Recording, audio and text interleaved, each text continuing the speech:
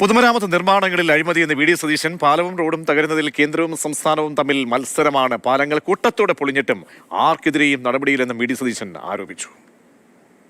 എല്ലാ മാസവും ഓരോ പാലം തകർന്നുകൊണ്ടിരിക്കുക. ഈ പാലാരിവട്ടം പാലം തകർന്നില്ലായിരുന്നു. അതിനൊരു എഞ്ചിനീയറിംഗ് പിഴവുണ്ട് എന്ന ഒരു റിപ്പോർട്ട് മാത്രമാണ് വന്നത്. ലോഡിംഗ് ടെസ്റ്റ് പോലും നടത്തിയില്ല. അന്നത്തെ പൊതുമരാമത്ത് മന്ത്രിയെ ജയിലിലടയ്ക്കാൻ കേസിൽ പ്രതിയാക്കി. ഇപ്പോഴോ 3 പാലമാണ് PWDയുടെ പണിതുകൊണ്ടിരിക്കുമ്പോൾ തകർന്നു വീണത്. 2-3 പേര് മരിച്ചു ഇല്ലേ? എന്നിട്ട് ആരുമില്ല ഉത്തരവാദിത്തം.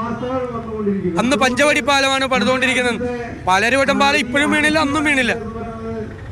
പക്ഷേ എന്തൊരു പ്രചരണമാണ് അന്നത്തെ സർക്കാരിനെതിരായി CPM നടത്തിയത്. ഇപ്പം എല്ലാ മാസവും ഹൈവേ വീണുകൊണ്ടിരിക്കുക. മത്സരമാണ്.